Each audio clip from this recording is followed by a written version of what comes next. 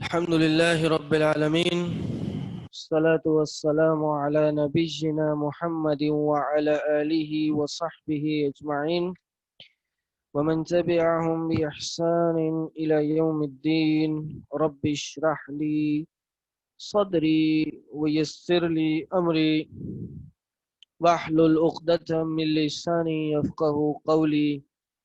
فأعوذ بالله السميع العليم من الشيطان الرجيم من حمده ونفخه ونفسه. بسم الله الرحمن الرحيم.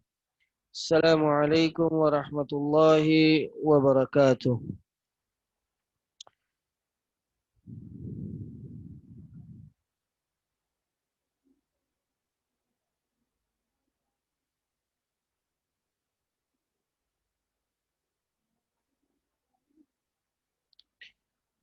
جی آن لائن آواز آ رہی ہے؟ یہ دروازہ نہیں بند ہوگا؟ دروازہ بند نہیں ہو سکتا؟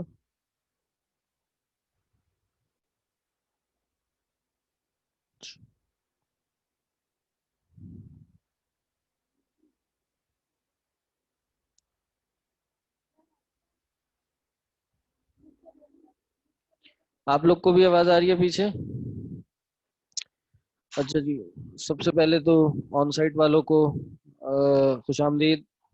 آپ سب کو ویلکم کرتے ہیں ہم اپنے ادارے میں. ماشاءاللہ آپ سب نے پہلے کورس کے لیے وقت نکالا اور اس کے بعد انسٹیٹیوٹ آنے کے لیے بھی آپ لوگوں نے کوششیں کی. اللہ آپ سب کی ان کوششوں کو قبول فرمائے، آپ کو مزید استقامت اور مزید بہترین جذبہ عطا فرمائے. غالباً آپ میں سے کتنے لوگ پہلے آ چکے ہیں ہمارے انسٹیٹیوٹ میں؟ کون نہیں آیا؟ اچھا جی آپ فرسٹ ٹائم آئے؟ ماشاءاللہ، چلیں جی اچھی بات ہے. ابھی میرا خیال ہے کافی لوگوں کو پتہ نہیں ہے کہ آن سائٹ کلاسز شروع ہو گئی ہیں. چلیں انشاءاللہ جیسے جیسے پتہ چلتا رہے گا آتے رہیں گے. تو سب کو بتا دیں کہ جی آن سائٹ کلاسز شروع ہو گئی ہیں. جو کراچی میں ہیں اور آ سکتے ہیں وہ آن سائٹ آ جائیں. ہماری وینز بھی چلتی ہیں، 2 روٹ پہ وین چلتی ہیں. ایک کرنگی سائٹ پہ جاتی ہے، کرنگی ڈیفینس وغیرہ کی سائٹ پہ. وہ ان سے کانٹیکٹ کر سکتے ہیں ایڈمن سے. اور ایک اس طرف شہر کی طرف جس کو شہر کہتے ہیں یعنی صدر اور آپ کا ناظم آباد وغیرہ اس طرف وین جاتی ہے. ٹھیک، اچھا جی کلاس کی طرف آتے ہیں. کہاں تک پڑھا ہم نے پچھلی کلاس میں؟ ایاک نعبد و ایاک نستعین، اس کی تمام باتیں پوری ہو گئی تھی جیسے آگے پڑھا تھا ہم نے.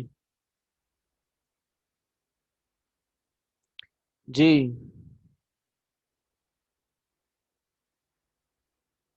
مائک ہے آپ لوگ کے پاس تو جواب دے لیں. آپ کے پاس ہے مائک؟ آپ کے پاس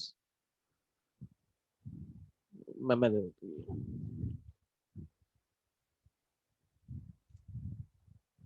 مائک میں بولیں گے تو مجھے بھی صاف آواز آئے گی اور آن لائن بھی جائے گی. اچھا آپ سب لوگ آن لائن پڑھ رہے تھے نا؟ آپ پڑھ رہے تھے آن لائن؟ ایک مہینے پہلے پڑھ رہے تھے، پھر ایک مہینہ آف کیا، پھر اب چل. ایاک نعبد و ایاک پڑھ رہے تھے ہم، اور یہ پڑھا دیا تھا. اس کے بارے میں جتنی بھی باتیں تھیں وہ بتا دی تھیں. اور اس کے بعد ہے اہدنا الصراط المستقیم. انسان اپنی پہلے اللہ سے یہ اقرار کرتا ہے کہ اللہ میں تیری عبادت کرتا ہوں اور پھر تجھی سے مدد مانگتا ہوں. عبادت میں جو دعا ہے اس دعا کے آداب سکھائے ہیں سورہ فاتحہ نے ہمیں. یہ میں کئی بار آپ لوگ کو ہی بتا چکا ہوں، اس لیے اس کو سورۃ مسئلہ کہا جاتا ہے. سورۃ مسئلہ، مسئلہ مطلب سوال، مسئلہ سوال کرنا، ٹھیک، اس کو صورت مسئلہ کہا جاتا ہے کہ پہلے آپ نے اللہ کی حمد و ثنا بیان کی، اس کے بعد آپ نے اللہ سے اپنی عاجزی انکساری کا اظہار کیا، اور پھر اللہ سے دعا مانگی، اے اللہ اہدنا الصراط المستقیم، اللہ ہمیں سیدھے سچے راستے کی طرف ہدایت فرما دے۔ ہدایت میں نے آپ لوگ کو بتائی تھی کتنے طرح کی ہوتی ہے، بتائی تھی نہیں بتائی تھی؟ ہدایت دو طرح کی ہوتی ہے، کون کون سی؟ میں خیال ہے میں نے اس کو ڈیٹیل میں بتایا تھا، ہاں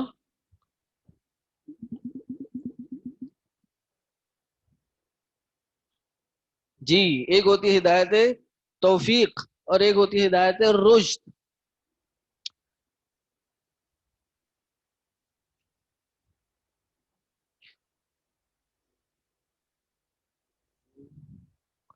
رشد، توفیق،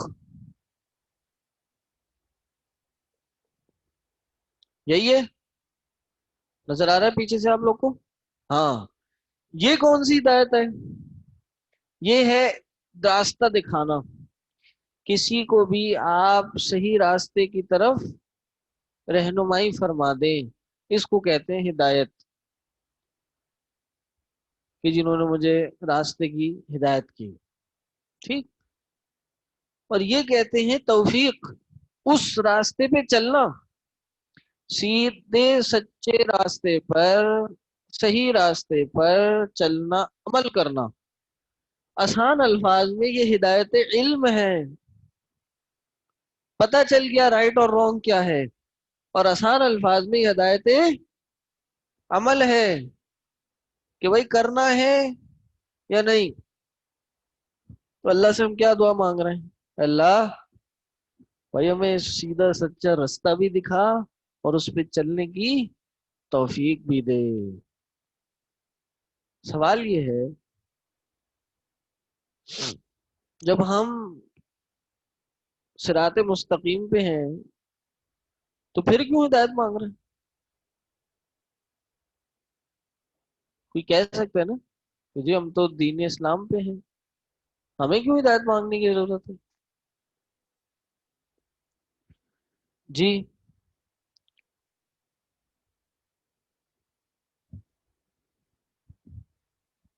آپ ہر نماز میں دعا مانگتے ہیں اللہ اہدنا الصراط المستقیم، جی جی۔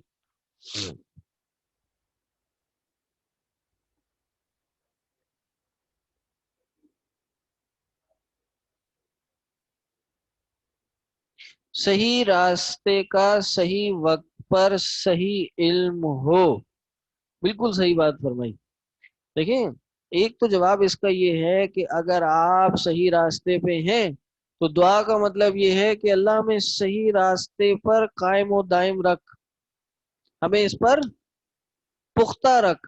اور اگر ہم، یہ دعویٰ کرنا بہت بڑا دعویٰ ہے، ٹھیک، کہ بھائی میں تو صحیح راستے پہ ہوں، کوئی انسان 100% صحیح راستے پہ نہیں ہوتا، انسان کے دل میں شکوک و شبہات اگر نہ ہو، انسان کبھی کبھار دنیاوی معاملات میں پریشان ہو جاتا ہے، ہر چیز کا صحیح علم انسان کو ہر وقت نہیں ہوتا، اس لیے اللہ سے کہا اے اللہ ہمیں تو صحیح راستے کی صراط مستقیم جو کہ دین ہے، اسلام ہے، اے اللہ تو ہمیں اس کی صحیح علم بھی دے اور اس پہ چلنے کی توفیق بھی عطا فرما دے۔ اللہ نہ چاہے تو انسان کچھ بھی نہیں کر سکتا، چاہے وہ دینی معاملات ہوں، دنیاوی معاملات ہوں۔ صراط الذین انعمت علیہم، اب صراط مستقیم کیا ہے؟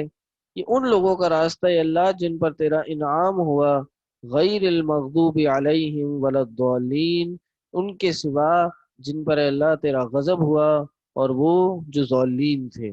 مغضوب علیہم کون تھے؟ یہودی، ان پر غضب نازل ہوا۔ ضالین کون تھے؟ عیسائی، نصارہ، ان کے بارے میں کہا کہ اللہ ہمیں ان جیسا نہ بنانا، ان کے راستے پر مت چلانا، بلکہ کن کے راستے پر؟ جن پر تیرا انعام ہوا، اور میں آپ لوگ کو بتا چکا ہوں وہ کون لوگ تھے؟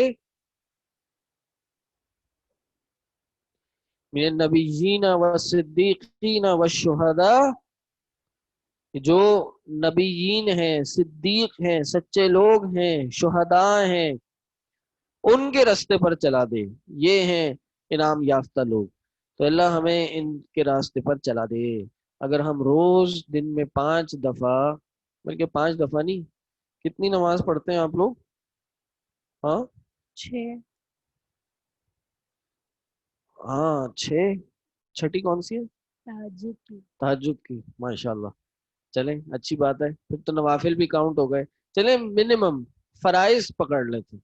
فرائض میں آپ فجر کی 2 فرض، 2 سنت بھی ضروری ہیں، آپ نے پڑھ لیے 4۔ پھر اس کے بعد آپ نے ظہر کی 4 پڑھی، چلیں منیمم پہ 4 ہوئے ہوں۔ پھر آپ نے عصر کی 4 پڑھی، کتنی ہو گئی؟ 12۔ 12 کے بعد آپ مغرب پہ گئے، مغرب کی 3 پڑھی، 15۔ عشاء کی پھر، ہاں عشاء کی 4، وطر پڑے، ایک سے ہی کام چلایا، کتنے ہو گئے؟ ہاں 19 اور 2، 21 رکعتیں ہو گئی۔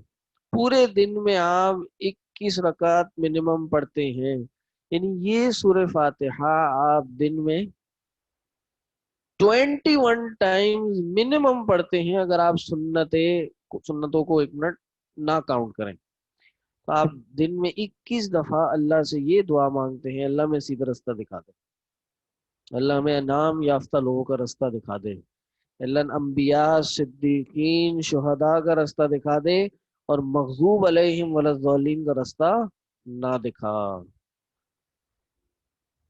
تو اب جب انسان، آپ یا میں جب بھی نماز پڑھنے کھڑے ہوں سورہ فاتحہ پڑھیں تو اسی جذبے کے ساتھ پڑھیں، یہ معنی ذہن میں رکھ کے پڑھیں، ان آہستہ آہستہ پڑھیں تاکہ یہ معنی انسان کے دماغ میں، دل میں اتریں، اور انسان یہ دعا دل سے کرے، اہدنا الصراط المستقیم، اللہ کی بزرگی بڑائی بھی دل سے کرے اور اللہ سے دعا بھی دل سے کرے۔ اتنی جامع دعا ہے کہ ان دعاؤں کے بعد دیکھیں نا، اللہ کے نبی صلی اللہ علیہ وسلم نے جو دعائیں سکھائی ہیں وہ بھی جامع ہیں، جو قرآنی دعائیں ہیں وہ بھی کتنی جامع ہیں۔ جامع سمجھتے ہیں نا؟ جامع کا مطلب کیا ہوتا ہے؟ الفاظ کم ہوتے ہیں لیکن ان میں معنی بہت زیادہ ہوتے ہیں۔ تو انسان بعض اوقات مصروف ہوتا ہے دعاؤں کے لیے، بعض اوقات دن میں اتنا ٹائم نہیں نکال پاتا، لیکن نماز تو پڑھنی ہے نا، تو نماز پڑھے اور ان دعاؤں کو، یہ جو فاتحہ ہے دعا کی طرح پڑھے اسے۔ پھر کیا آخر میں کہتے ہیں؟ غیر المغضوب علیہم ولا الضالین، پھر کیا کہیں گے؟ آمین۔ آمین کا کیا مطلب ہوتا ہے؟ اے اللہ تو قبول فرما لے، اے اللہ تو قبول کر۔ اگر مرد حضرات جماعت سے نماز پڑھ رہے ہوں تو سنت سے یہ بات ثابت ہے کہ آمین کو بلند آواز میں پڑھنا چاہیے، آمین کو بلند آواز میں پڑھنا چاہیے۔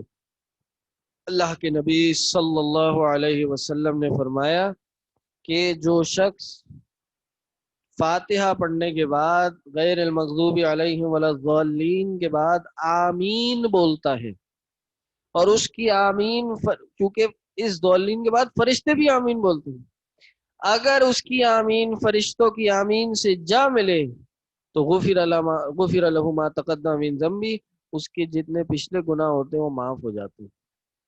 ایک حدیث میں آتا ہے، وائل بن حجر رضی اللہ عنہ فرماتے ہیں کہ اللہ کے نبی صلی اللہ علیہ وسلم نے نماز پڑھائی، غیر المغضوب علیہم ولا الضالین کہا، اس کے بعد آمین کہا، اور آمین کہہ کے اپنی آواز کو بلند کیا، یعنی اونچی آواز میں آمین کہا، اور اس کے ساتھ صحابہ نے بھی اونچی آواز میں آمین کہا، اس حال میں لجتن کہ مسجد آمین کی آواز سے گونج اٹھی، اتنی زور سے انہوں نے آمین کہا۔ تو بعض اوقات بہت سے لوگ ایسی مساجد میں پہلی بار جاتے ہیں جہاں اونچی آواز سے آمین کہا جاتا ہے تو پریشان ہو جاتے ہیں، بھئی یہ کیا ہو رہا ہے، اتنی زور سے آمین کیوں کہہ رہے ہیں؟ تو وہ ان کی بعض اوقات احادیث جو انہوں نے پڑھی ہوتی ہیں، ان کے یا جو احادیث ان سے نہیں گزرے ہوتے جن پہ یہ آمین بلند آواز سے پڑھنے کے فضائل ہیں، وہ احادیث بھی ہیں جن میں آمین کو پست آواز میں کرنے کا حکم ہے۔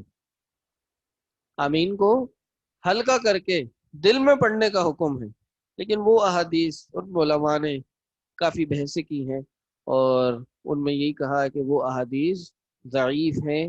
صحیح احادیث یہی ہیں کہ جو احادیث جن میں اونچی بلند آواز سے آمین پڑھنے کا حکم ہے۔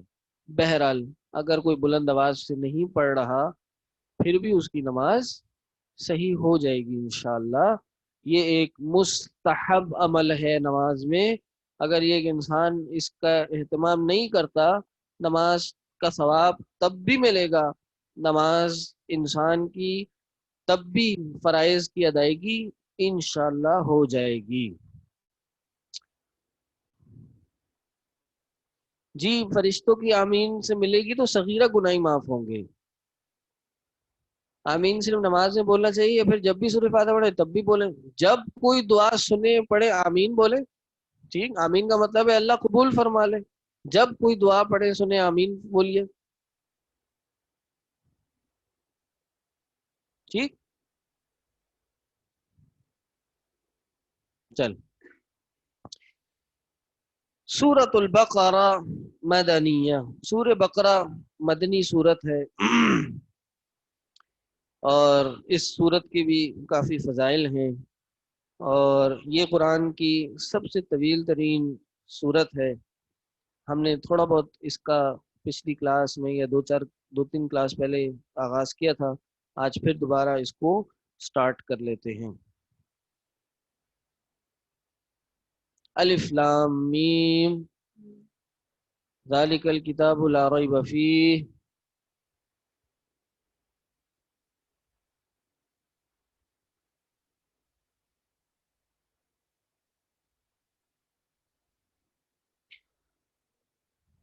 ذالک وہ کتاب، یعنی اصل معنی یہ کتاب لا ریب فیہ اس میں کوئی شک نہیں ہے، ہدن للمتقین یہ متقیوں کے لیے ہدایت ہے۔ الف لام میم کیا ہے؟ الف لام میم کہتے ہیں ان کو حروف مقطعات۔ کیا کہتے ہیں؟ حروف مقطعات۔ کیوں کہتے ہیں مقطعات؟ جی مائک میں فرمائیں۔ ان کے میننگ نہیں پتا۔ میننگ نہیں پتا اس لیے مقطعات کہتے ہیں، یا کس وجہ سے؟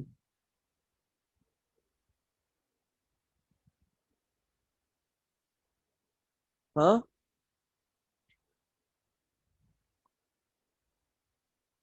ہاں، ہر لفظ کو، ہر حرف کو توڑ توڑ کے پڑھا جاتا ہے۔ قطع مطلب توڑ کے پڑھنا، اس کا مطلب یہ نہیں ہوتا، قطع کا مطلب توڑ کے پڑھنا نہیں ہوتا، قطع مطلب ہوتا ہے قطع یا مقطع ایسی چیز جو ٹکڑے ٹکڑے ہوئی بھی ہو، مقطع جو چیز ٹکڑے ٹکڑے ہوئی بھی ہو۔ ان کو کیوں پڑھا تھا؟ کیونکہ ہم ٹکڑوں میں پڑھتے ہیں، توڑ کے پڑھتے ہیں۔ الف لام میم توڑ کے پڑھا۔ کتنے حروف ہیں یہ؟ 3 حروف ہیں۔ ان کا کیا معنی ہے؟ ہمارا یہ عقیدہ ہے کہ ان کا معنی ہے، لیکن اللہ اعلم بمرادہ اس کا معنی اللہ ہی جانتا ہے، اللہ سب سے زیادہ اس کا معنی جانتا ہے، ہمارے علم میں اس کا معنی نہیں ہے۔ اور یہ صرف الف لام میم پڑھنے پہ انسان کو نیکیاں مل جاتی ہیں۔ اللہ کے نبی صلی اللہ علیہ وسلم نے کیا فرمایا تھا؟ ہاں ایک حرف پڑھنے پہ 10 نیکیاں ہاں، ملتی ہیں۔ ایک حرف پڑھنے پہ 10 نیکیاں ملتی ہیں۔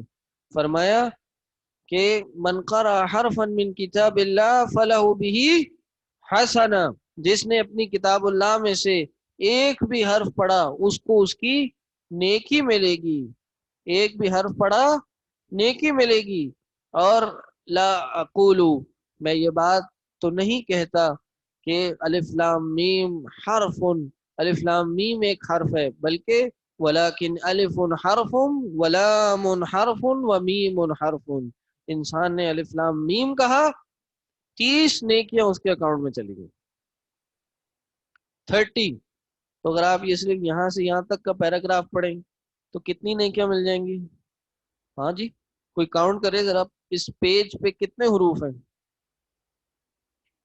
ذالک الکتاب لا ریب فی ہدن، تین تین تین، ہاں، 9 10 11 20، 20 حروف تو پہلی لائن میں ہے. اب ان کی 1 2 3 4 5 100 ملٹیپلائی بائی 10، ہر حرف کی 1000 نیکیاں انسان کو مل جاتی ہیں کہ جب انسان صرف ان 5 لائنوں کو پڑھتا ہے. اور ان کو پڑھنے میں کتنی دیر لگتی ہے؟ 10 سیکنڈ، 20 30 سیکنڈ، 30 سیکنڈ کا وقت ٹائم لگتا ہے. اور قیامت کے دن انسان ایک ایک نیکی کو ترس جائے گا. کسی کی ایک نیکی بھی انسان کے جنتی یا جہنمی ہونے کا فیصلہ کر سکتی ہے. باپ بیٹے کو، بھائی بھائی کو، شوہر بیوی، بیوی شوہر کو، یہاں تک کہ ماں بھی اپنے بیٹے کو یا بیٹی کو، اولاد کو جس سے دنیا میں اپنے سے بھی زیادہ محبت کرتی تھی، وہ ایک بھی نیکی کسی کو نہیں دے گی. اس لیے انسان کو قرآن کی تلاوت کا کثرت سے اہتمام کرنا چاہیے.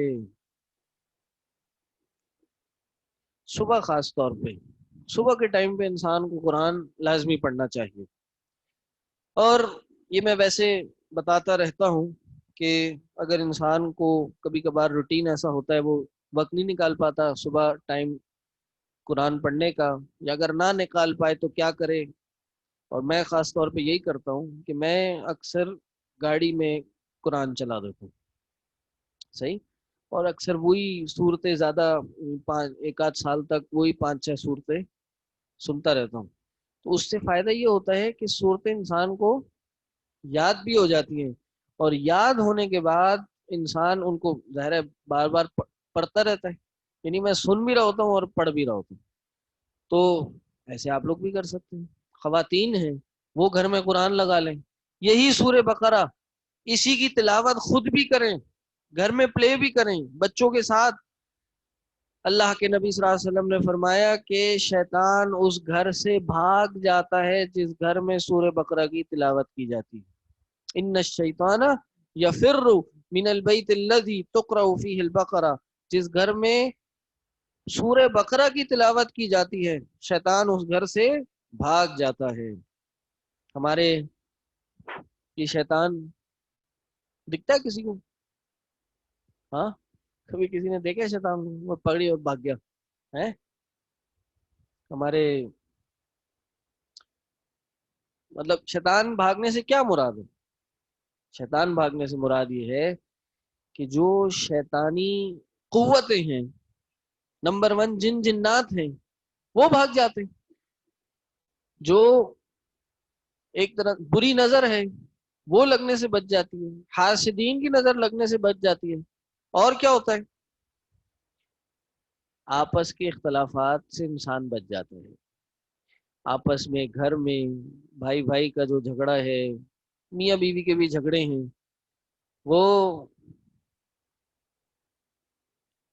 وہ بھی شیطان کی حرکتوں کی وجہ سے ہوتی ہیں. شیطان نے ایک دفعہ، حدیث میں آتا ہے نا، شیطان اپنے عرش پہ جا کے بیٹھتا ہے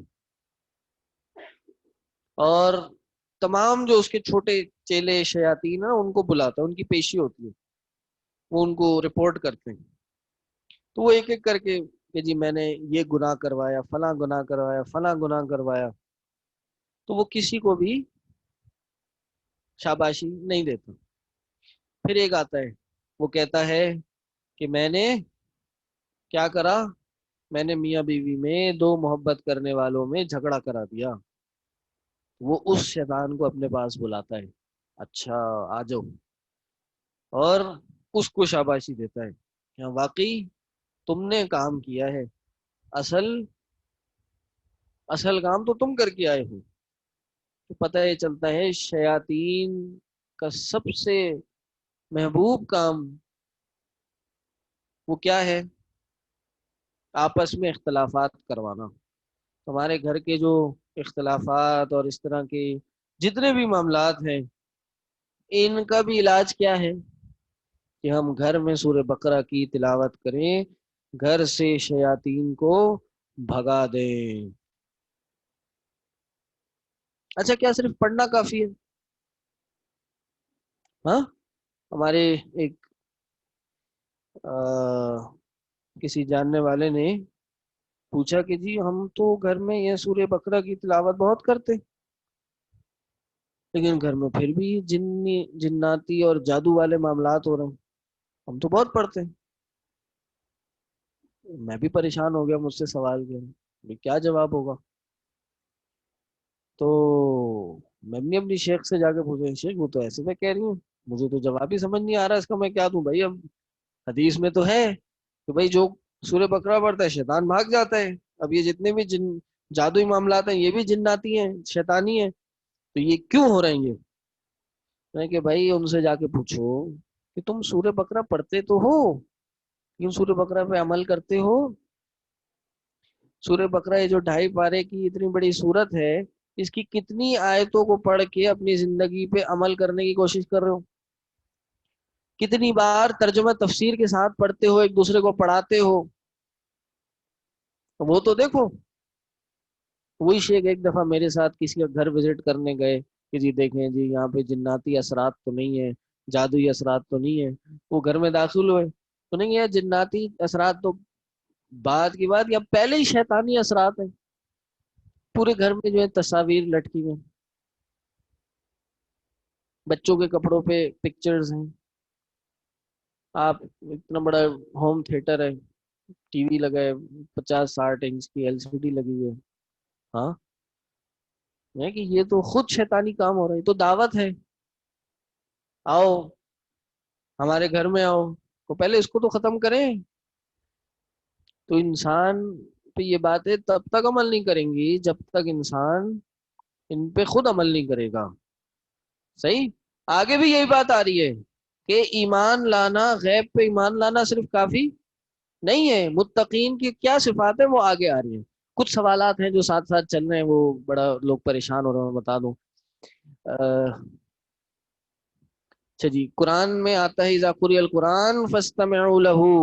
جی جب آپ قرآن پڑھیں تو اس کو غور سے کان لگا کے سنیں. جی میں بھی یہی بات کہہ رہا ہوں, قرآن جب پڑھا جائے تو کان لگا کے سنا جائے. بالکل. یہاں ایک سوال آیا تھا کہ جی کام کرتے ہوئے, گھر میں کام کرتے ہوئے قرآن سنا جا سکتا ہے؟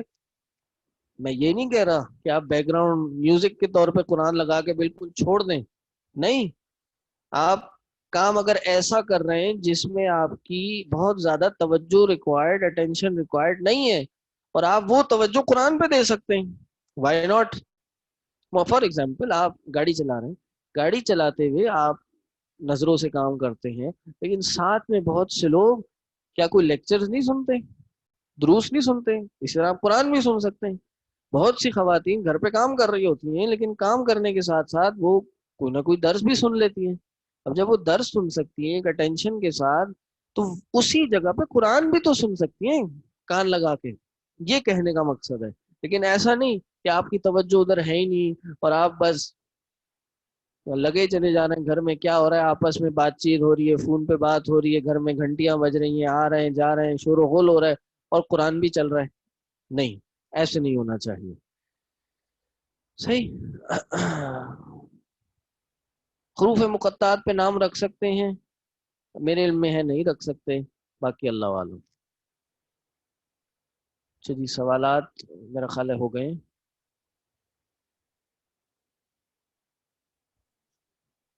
جی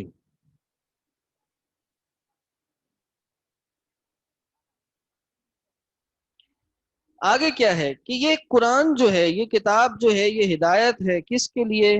متقین کے لیے, تقوی اختیار کرنے والے لوگوں کے لیے.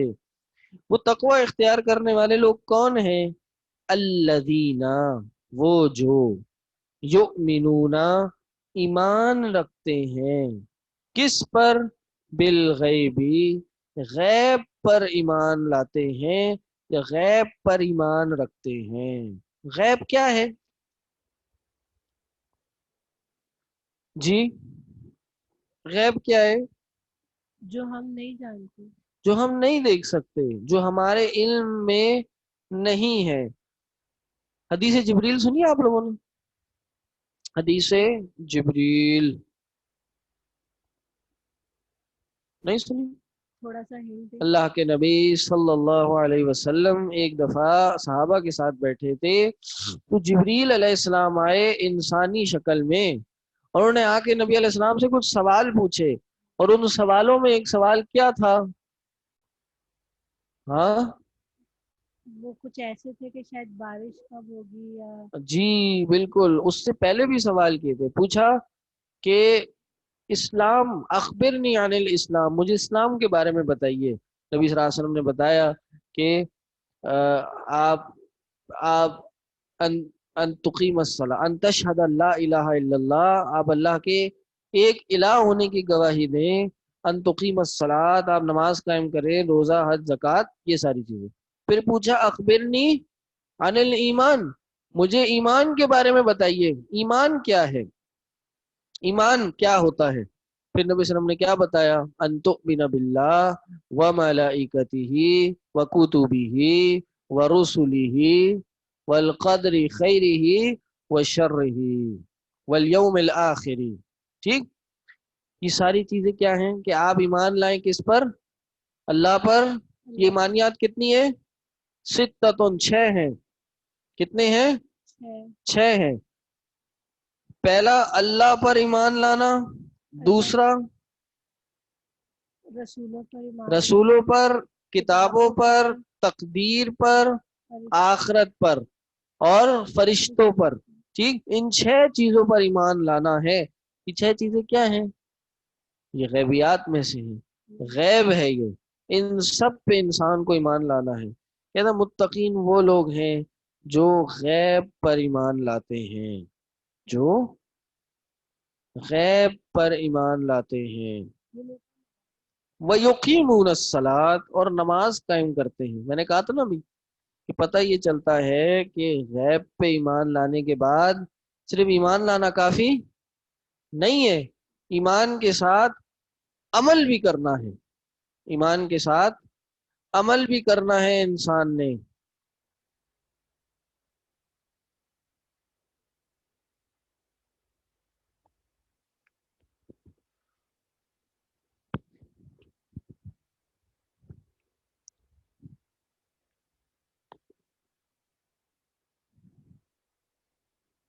اور عمل میں سب سے پہلی چیز کیا ہے؟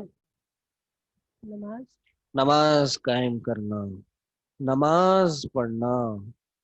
یہ نماز ایک ایسی چیز ہے کہ جس کو مسلمان اور کافر کے درمیان فرق کرنے والی چیز بنایا ہے۔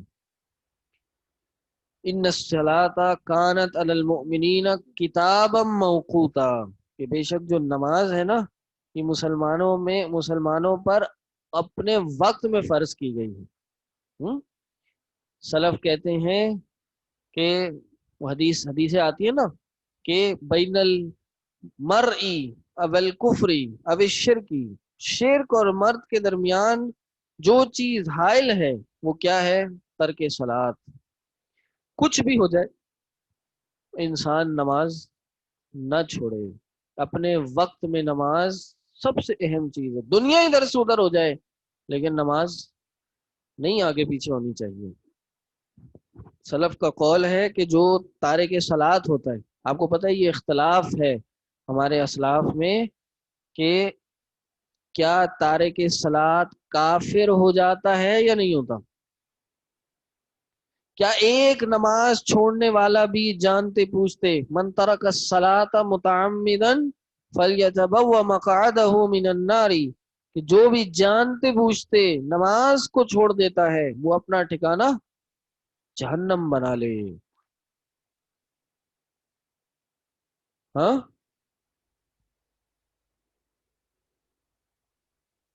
سلف کہتے ہیں کہ اگر کوئی شخص تارک صلاۃ ہو جائے تو پھر کسی نے کہا کہ اس کو قتل کر دو، یہ نماز چھوڑ دی اس نے۔ کیوں؟ ایک نے کہا اس لیے کہ حدن، سزا کے طور پہ اس کو قتل کرو، جیسے ایک شادی شدہ شخص زنا کرے یا پھر ایک معصوم شخص کو کوئی قتل کر دے تو پھر اس کو کیا کیا جاتا ہے؟ بدلے میں النفس بالنفس، اس کو قتل کیا جاتا ہے. اسی طرح تارک صلاۃ اگر ہو گیا تو پھر اس کو بھی سزا کے طور پہ قتل کیا جائے. دوسرے نے کہا کہ نہیں، سزا کے طور پہ نہیں، چونکہ اب یہ مسلمان ہی نہیں رہا، یہ دائرہ اسلام سے ہی نکل گیا، اس لیے اس کو مارا جائے.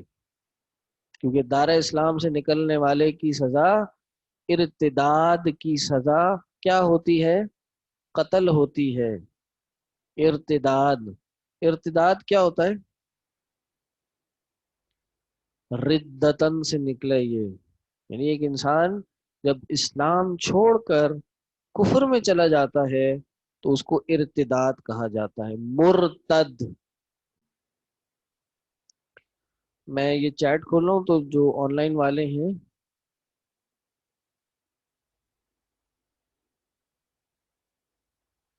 یہ لکھ دیں.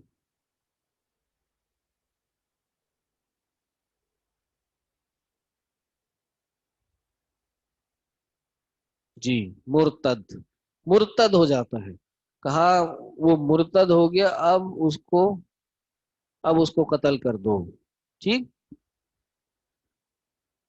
تیسرے نے کہا بھائی نہ قتل نہیں کرو، اس کو ساری زندگی کے لیے جیل میں بند کر دو، جب تک یہ توبہ نہیں کرتا تب تک اس کو جیل میں ہی بند رکھو، بے نمازی کی یہی سزا ہے.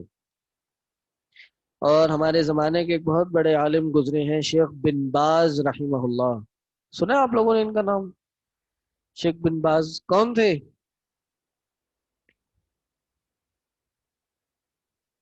شیخ بن باز سعودیہ کے مفتی اعظم تھے. ہاں، مدینہ یونیورسٹی کے وائس چانسلر میں تھے. بہت علمی اور تقوی والی شخصیت تھی، موسٹ سینئر اسکالرز میں آتے تھے. وہ کہتے ہیں کہ جس بندے نے ایک بھی نماز جان بوجھ کے چھوڑ دی نا تو اس کو چاہیے وہ اب کلمہ لا الہ الا اللہ دوبارہ پڑھے، کیونکہ اب وہ کافر ہو گیا ہے. ٹھیک.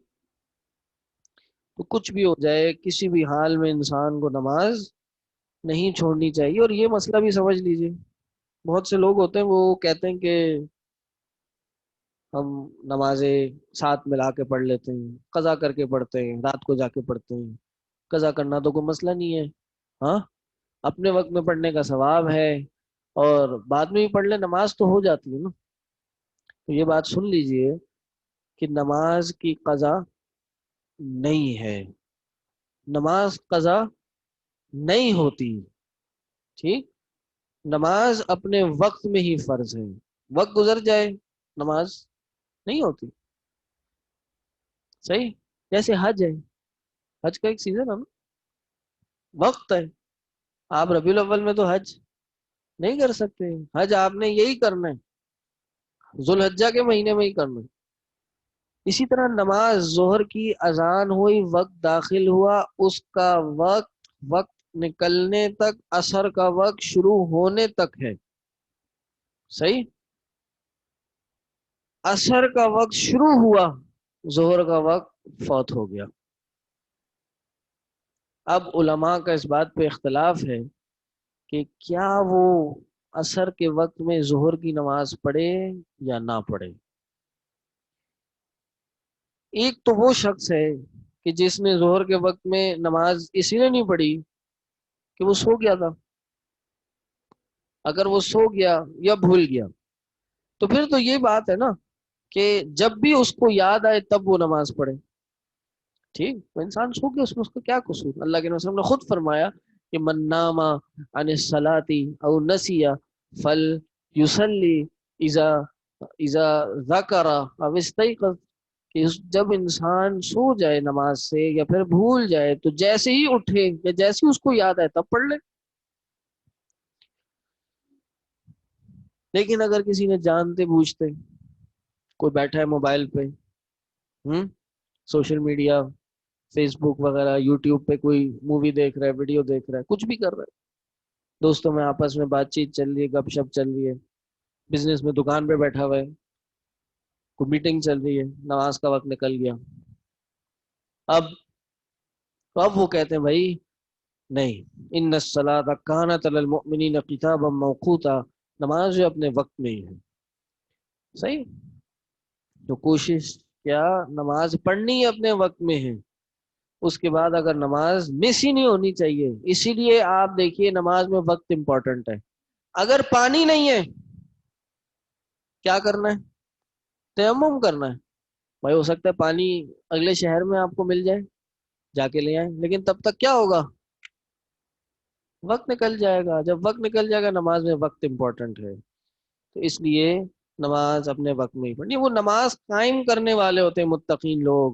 وَمِمَّا رَزَقْنَاهُمْ يُنْفِقُونَ، اور جو ہم نے ان کو عطا کیا ہے اس میں سے خرچ کرنے والے ہوتے ہیں. اچھا جی، سوال ہے استاد جی، اگر ہم کسی ایسی جگہ ہوں جہاں نماز پڑھنے کی سہولت نہیں، اس صورت میں کیا کیا جائے؟ اللہ کے نبی صلی اللہ علیہ وسلم کی حدیث ہے کہ پوری زمین کو میرے لیے مصلی بنا دیا گیا ہے، مسجد بنا دیا گیا ہے. پوری مسجد، پوری زمین میرے لیے الطہور ہے، پاک ہے. میں اس سے پانی نہ ہو تیمم کروں اور میں نماز پڑھ لوں. کہیں بھی سوکھی جگہ میں ہوں، نماز انشاءاللہ ہو جائے گی. یہاں تک کہ آپ ہوائی جہاز میں آپ ٹریول کر رہے ہیں کراچی ٹو نیو یارک، دن میں 5 نمازیں آ گئیں، لیکن آپ کھڑے نہیں ہو سکتے، نماز پڑھنے کی جگہ نہیں ہے. علماء کہتے ہیں اگر آپ جتنا کھڑے ہو کے پڑھ سکتے ہیں، جتنا نماز کے ارکان ادا کر کے پڑھ سکتے ہیں پڑھیں، وقت نہیں نکلنا چاہیے.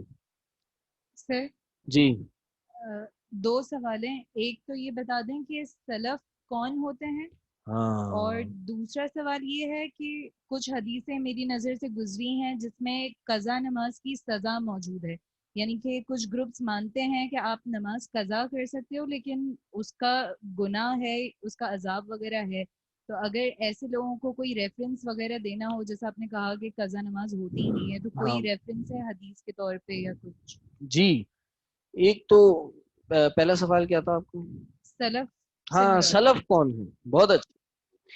دیکھیں، ہم سلف کہتے ہیں آپ ہم سے پہلے گزرے ہوئے اچھے لوگ، اور ان سے مراد صحابہ کرام اور ان کے اسٹوڈنٹس تابعین، اور ان کے اسٹوڈنٹس تبع تابعین، اور ان کے اسٹوڈنٹس محدثین فقہا جو گزرے ہیں، ان کی بات ہو رہی ہے.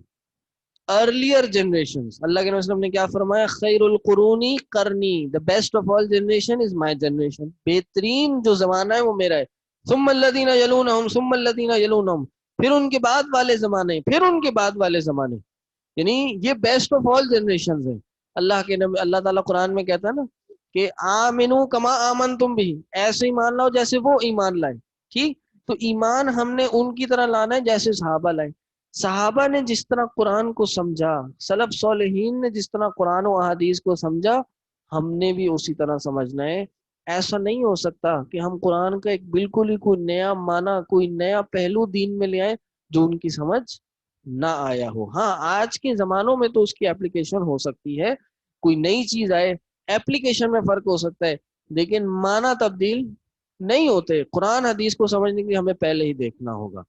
نمبر 1. نمبر 2، ان کا کوشچن یہ تھا کہ ایسی بھی احادیث ہیں جن میں نماز کو قضا کرنے کی گناہ موجود ہے. میرے علم میں ایسی کوئی صحیح حدیث نہیں گزری جس میں نماز کو قضا کرنے کی کوئی سزا موجود ہو. کیوں؟ کیونکہ اس زمانے میں کوئی قضا کرتا ہی نہیں تھا. کوئی نمازی ہوتا تھا تو وہ نمازی ہوتا تھا، کوئی بے نمازی ہوتا تھا تو وہ بے نمازی ہوتا تھا. نمبر 1. اب سوال یہ ہے، ایسا ہے بالکل، یہ میں نے بھی بتایا تھا کہ کچھ لوگ کہتے ہیں کہ نماز کو، یہ آپ لوگ انشاءاللہ جو حدیث پڑھ رہے ہیں اس میں بھی آئے گا یہ، کہ نماز کی قضا ہو سکتی ہے. اب ایک انسان بھول گیا، توبہ، انسان بھولا نہیں، انسان جانتے بوجھتے اس نے وقت نکال دیا، اب اس کو خیال آ گیا تو وہ توبہ کرے اور توبہ کے ساتھ ساتھ نماز کو بھی ادا کرے. یہ ایک سیٹ آف اسکالرز ہے جو یہ بات کہتا ہے، لیکن جو میں آپ کو بات بتا رہا ہوں، جو کہ بات مجھے بھی صحیح معلوم ہوتی ہے، وہ یہی ہے کہ نماز جو دوسرے علماء کا موقف ہے کہ نماز اپنے وقت میں پڑھنی چاہیے، اس کی کوئی حدیث نہیں، قرآن کی خود آیت موجود ہے، ان الصلاۃ کانت علی المؤمنین کتابا موقوتا. نماز جو ہے مسلمانوں پر ان صلاۃ مومنین پر اپنے وقت پر مقرر ہے. کیا آپ عصر سے پہلے ظہر سے پہلے عصر کی نماز پڑھ سکتے ہیں؟ نہیں. ظہر سے عصر کے درمیان ظہر کا ٹائم ہے، عصر سے مغرب کے درمیان اسی کا ٹائم ہے. لیکن اگر آپ تھوڑی تحقیق، میں یہ موقف اس لیے دیتا ہوں تاکہ اگر آپ یہ موقف بنائیں گے نا کہ بھائی قضا ہو سکتی ہے، بہت نمازیں قضا ہو رہی ہوں گی، ٹھیک، کہتا ہوں بھائی آپ قضا نہیں کرنی ہے. صحیح. یہ میں کہتا ہوں نماز ضائع ہو گئی. ٹھیک. تو بہرحال یہ ایک اختلافی مسئلہ ہے، میں اس میں زیادہ نہیں جانا چاہ رہا. آپ تحقیق کر لیں، آپ کو اگر نماز قضا کرنے والا موقف صحیح لگتا ہے اچھا اس پہ اگر عمل کر لیجئے. لیکن میں اس معاملے کو مطلب میں شاید اس معاملے کی ایگزسٹنس ہی کو تسلیم نہیں کرنا چاہتا کہ نماز جانتے بوجھتے قضا ہو گئی. ٹھیک. اس لیے میں کہتا ہوں بھائی نماز قضا نہیں ہوتی، ہونی نہیں چاہیے. ٹھیک. اچھا ایک جیسے مسئلہ ہے کہ اپنی 10 سال کسی نے نماز نہیں پڑھی، ٹھیک، اب وہ 10 سال کی نمازیں ہر نماز کے ساتھ ملا کے پڑھا ہے، اس کو کہتے ہیں قضائے عمری. اس میں تو اختلاف نہیں ہے کہ یہ سلف سے ثابت نہیں ہے. اس میں پھر بھی اختلاف ہے کہ کیا قضا ہوتی ہے نہیں ہوتی. ٹھیک. تو اس میں پھر وہ دلائل دیتے ہیں کہ نبی صلی اللہ علیہ وسلم نے بھی ایک دفعہ پڑھی. وہ کیسے پڑھی؟ کیونکہ نبی صلی اللہ علیہ وسلم ایک جگہ پہ تھے، وہاں سوتے رہ گئے، سب سوتے رہ گئے، پھر جب اٹھے پھر اٹھ کے انہوں نے ساری نمازیں پڑھی. صحیح. تو پھر اس مقام سے آگے جا کے پڑھی کہ یہ جگہ بڑی منحوس ہے. منحوس میں اپنی زبان میں کہہ رہا ہوں، یہ صحیح جگہ نہیں ہے کہ جس میں بھائی نمازیں ضائع ہو گئی. صحیح. ایک دفعہ جنگ کر رہے تھے، نماز کا وقت دیکھیں، اگر نماز ہو سکتی ہوتی آگے تو کیا جنگی میدان میں نماز خوف جو پڑھی جاتی ہے وہ بعد میں نہیں پڑھ سکتے ہوتے؟ آپ جنگ کر رہے ہیں، سامنے دشمن ہے، جان کے انسان کو لالے پڑے ہوئے، ابھی بھی نماز پڑھیں، وہ بھی جماعت کے ساتھ. 8 طریقے ہیں جنگ میدانی جنگ میں نماز جماعت کے ساتھ پڑھنے کے جو حدیث میں آئے ہیں. اتنا امپورٹنٹ عمل. صحیح. تو بہرحال یہ اختلافی مسئلہ ہے کہ نماز کی قضا پڑھ سکتے نہیں پڑھ سکتے. اگر جانتے بوجھتے چھوڑیں، میں کہتا ہوں نہیں پڑھ سکتے، اس لیے آپ کی نماز چھوٹنی نہیں چاہیے، جہاں بھی ہو نماز پڑھیں. آپ مجھے ایسا موقع بتا دیں جب آپ نماز نہیں پڑھ سکتے.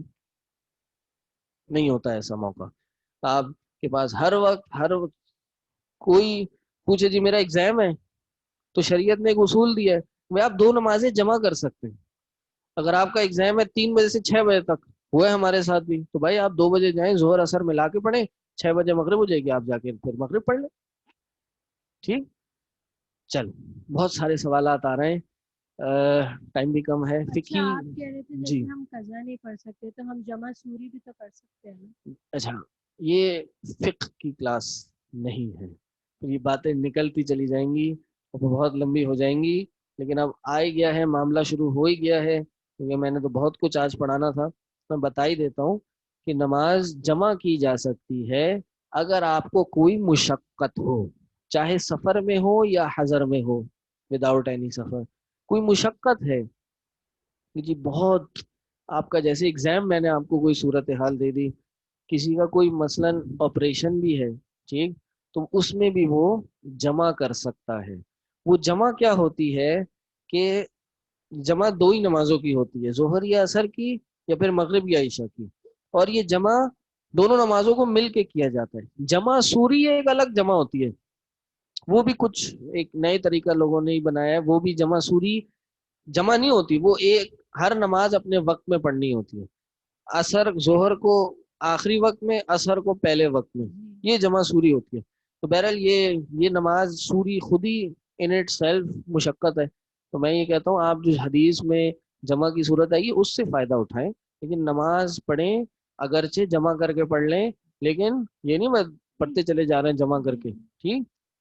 زندگی میں کبھی کوئی بہت مشقت آئے تب. لیکن ہم ظہر اثر کے ساتھ پڑھ سکتے ہیں نا، اگر کوئی بہت مشکل ہو. میں نے سنا ہے کہ ظہر اور اثر نہیں پڑھ سکتے، اثر اور مغرب پڑھ سکتے ہیں. عصر مغرب جمع کر کے نہیں پڑھ سکتے، مغرب عشاء جمع ہو سکتی ہے، ظہر عصر مغرب ہو سکتی ہے.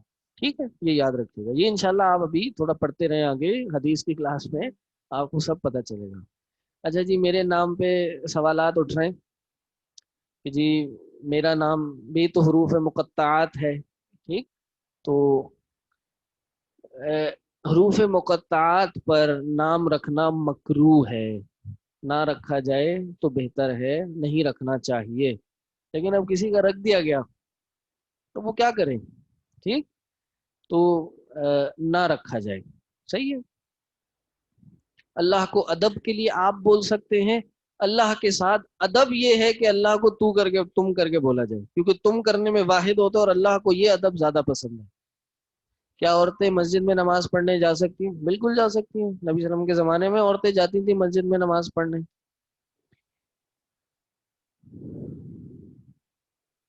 لیکچر میں سنتا فجر چھوٹ جائے تو جب یاد آئے تبھی پڑھیں، نہیں اگر ظہر کے ساتھ فجر ملا کر پڑھیں گے تو گناہ ہوگا، کیونکہ ہم دونوں نماز کو جمع کر رہے ہیں جان بوجھ کر۔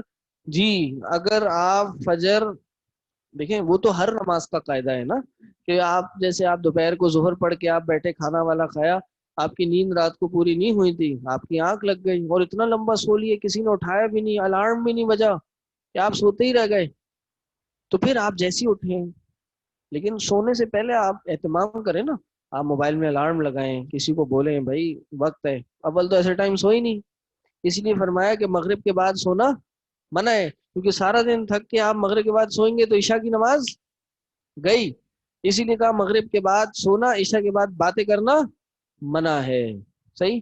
اسی طرح فجر ہے، اگر آپ نہیں اٹھ سکے، حدیث میں آتا ہے کہ جو اس وقت اٹھے وہی اس کی نماز کا وقت ہے، لیکن اگر آپ الارم لگاتے ہیں، سونے کی تیاری کرتے ہیں، رات کو جلدی سوتے ہیں، تھوڑا سا کم کھا کے سوتے ہیں، پوری فجر پہ اٹھنے کی تیاری کے ساتھ سوتے ہیں، تو پھر اگر آپ نہ اٹھیں تو پھر وہ حدیث آپ پہ اپلائی ہو جاتی ہے، لیکن آپ رات کو سوتے ہی 2-3 بجے اور آپ کھانا بھی جو ہے وہ پیٹ بھر کے آپ کھا کے سو رہے کہ اب تو گیا بندہ 2-10 گھنٹے کے لیے، تو پھر تو آپ نہیں اٹھ سکتے، صحیح۔ تو یہ کہتے ہیں نا کہ failing to prepare is prepare to fail, کہ آپ اگر فیل ہونے کی، اگر آپ تیاری کرنے میں فیل ہو گئے، اس کا مطلب یہ آپ فیل ہونے کی تیاری کر رہے ہیں، اگر آپ کوئی تیاری نہیں کر رہے فجر پہ اٹھنے کی، وَإِن لَيْسَ لِلْإِنسَانِ إِلَّا مَا سَعَىٰ، انسان کے لیے وہی ہے جتنی اس نے کوشش کی، ٹھیک ہے۔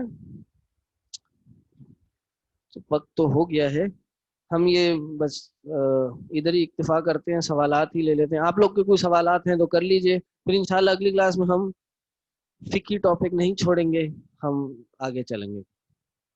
کسی کا نام اللہ بخش رکھ سکتے ہیں؟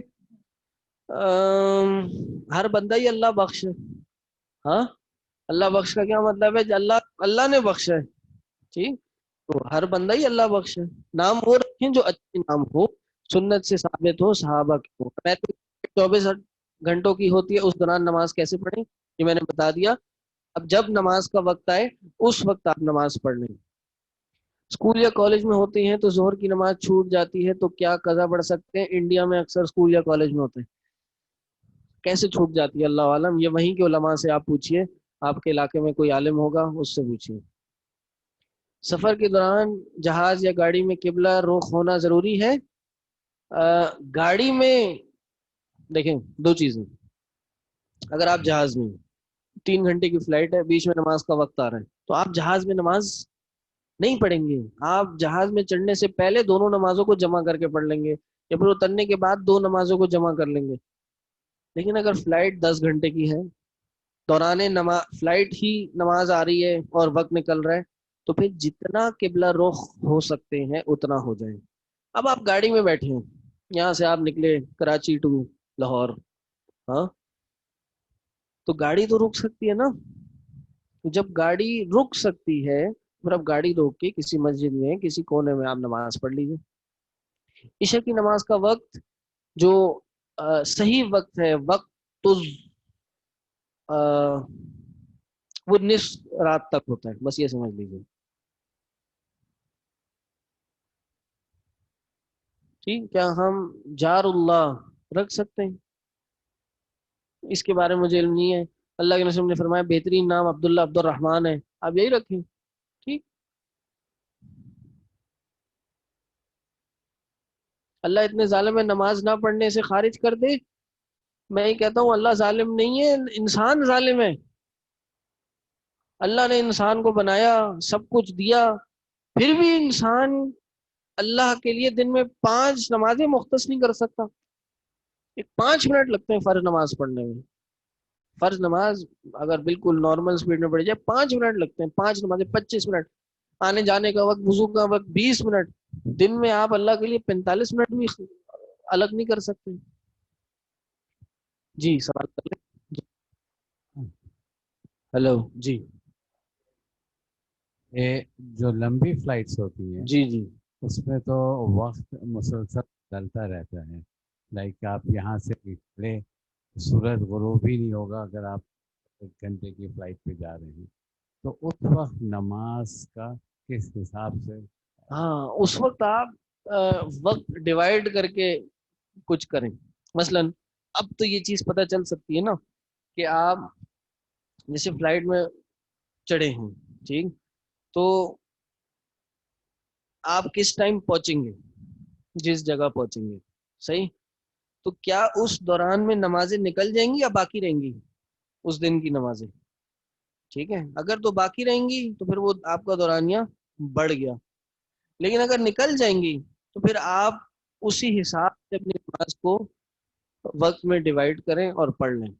اور یہ آپ کا سوال سے یہ کنفیوژن ہو جاتی ہے بعض اوقات کہ جی سورج غروب ہی نہیں ہو رہا، آپ نکلے اور بس چلتے ہی چلے جا رہے ہیں. لیکن جب آپ جہاں پہنچیں گے وہاں ہو رہا ہوگا غروب یا ہونے والا، آپ وہاں جا کے پڑھ لیں. سمجھے؟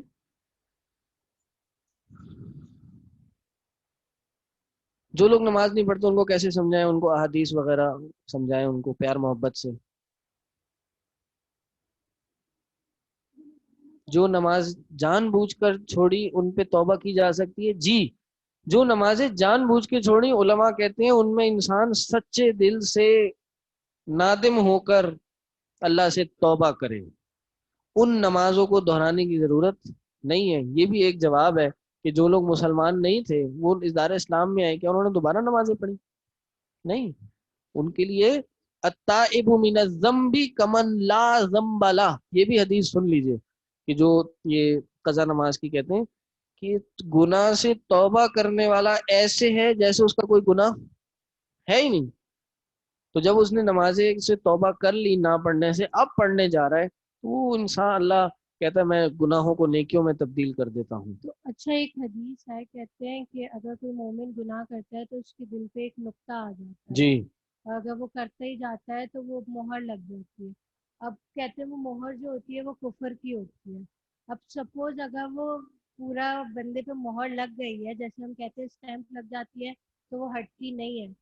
لیکن پھر بھی اگر وہ بندہ نماز پڑھتا ہے، لیکن لوگ یہ کہتے ہیں اب تو تمہارے دل پہ مہر لگ چکی ہے کہ اتنے سالوں سے نہیں کر رہے تھے، تو پھر اس کے بارے میں کیا نہیں نہیں، ایسا کچھ بھی نہیں ہے کہ تمہارے سالوں سے اتنے دل میں مہر لگ گئی ہے. بڑے بڑے صحابہ وہ پہلے مسلمان نہیں تھے، بلکہ مسلمانوں کے خلاف انہوں نے، نہیں، جیسے مسلمان ہی ہے وہ، مسلمان ہی جیسے ہے نا. سپوز جیسے میرا کزن ہے نا، وہ جی، نماز نہیں پڑھتا تو ان کی امی یہی کہتی رہتی ہے کہ اب تو کہ دل دل پہ مہر لگ مہر گئی. لگ چکی ہے. تو اب وہ یہ کہتا ہے کہ اب تو پڑھنے کا فائدہ ہی نہیں ہے جب واقعی دل میں نہیں، مہر لگ گئی ہے. یہ اللہ کے نبی صلی اللہ علیہ وسلم نے فرمایا نا کہ پورا دل کالا ہو جاتا ہے، لیکن جی توبہ کرتا ہے تو پھر دل صاف بھی تو ہو جاتا ہے. میں جیسے بتایا گناہ سے توبہ کرنے والا ایسے ہے کہ جیسے اس کا کوئی گناہ ہی نہیں ہے. تو انسان توبہ کرے، توبہ کر کے سب چیز دوبارہ پڑھ لے. کوئی ایسا نہیں ہے دل پہ مہر لگ گئی. توبہ کرنے کے بعد جو پچھلا گناہ ہے تو اس کی وائپ کوئی آف. ایشورٹی ہے کہ اس کا گناہ نہیں ملے گا جو پہلے کیا ہوا ہے؟ کیوں نہیں ایشورٹی؟ یہ نہیں ہے قرآن کی حدیث؟ اللہ گناہوں کو معاف کرنے والا ہے. استغفار کا کیا مطلب ہے؟ اللہ سے معافی طلب کرنا. اللہ کے جو یہ صفت ہے نا غفر، معاف کرنا، اس نے اللہ کے 3 اسما بنائے ہیں، غفور، غافر، غفار. یعنی اللہ اتنا معاف کرتا ہے. غافر الذنب والتوبہ، اللہ گناہوں کو معاف کرنے والا ہے. اللہ انسان 70 دفعہ کوئی گناہ کرے، توبہ کرے، پھر گناہ کرے، پھر توبہ کرے، پھر گناہ کرے، پھر توبہ کرے، اللہ 70 دفعہ بھی کرے، اس سے زیادہ بھی کرے گا اللہ معاف کر دے گا. یہ تو ہوتا ہے، انسان کرتا ہے، انسان ہے نا. آج توبہ کی کر، پھر کل گناہ کر لیا، پرسوں کی پھر کر لیا. یہ کوئی انسان تھوڑی ہے کہ آپ نے 2 بار کسی کے گھر پہ کوئی اس کا کام نہیں کیا تو کہے گا چلو بھائی جاؤ میں تمہیں نہیں رکھتا. یہ تو بھائی اللہ ہے. اللہ کہتا ہے 70 بار بھی کرو گے میں پھر بھی معاف کر دوں گا. جان بوجھ کر چھوڑی گئی نماز کی قضا ہے, یہ سوال کر لیا, سب بتا دیا میں نے اس میں. اچھا جی, میرا خیال ہے کلاس کا ٹائم ہو گیا.